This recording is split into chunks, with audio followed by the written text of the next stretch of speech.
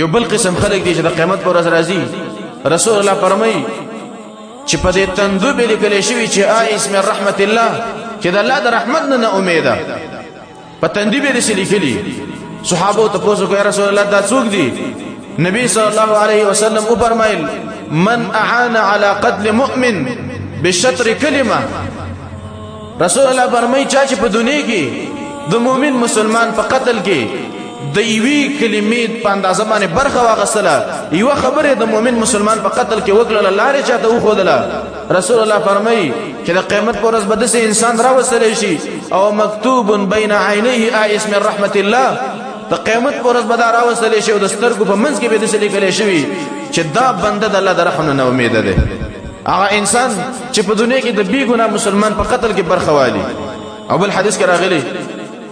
نبی صلی الله علیه وسلم فرمایي چې د قیامت پر ورځ به بعض داسې خلک راوستل شي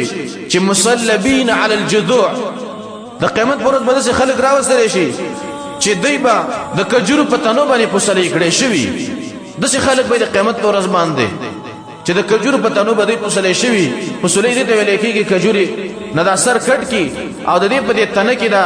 نیزه وغیرہ دا نه لګي او په دې باندې د پاسه دا کسرات سملي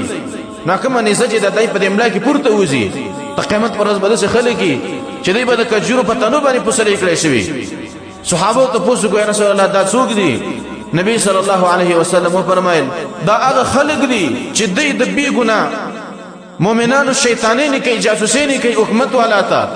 هغه مسلمان کې هیڅ نه خو لیکن د دې ته بل کار نه غوسي او بی ګناه مسلمان دا په حکومت والا باندې ونیسي او په حکومت والا باندې ملکی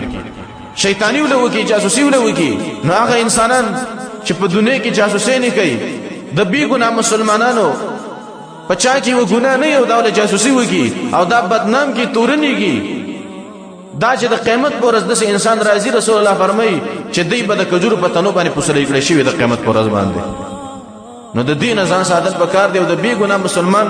د قتل نه ځان ساتل پکار دی دا خطرې ګناه ده او غټه ګناه ده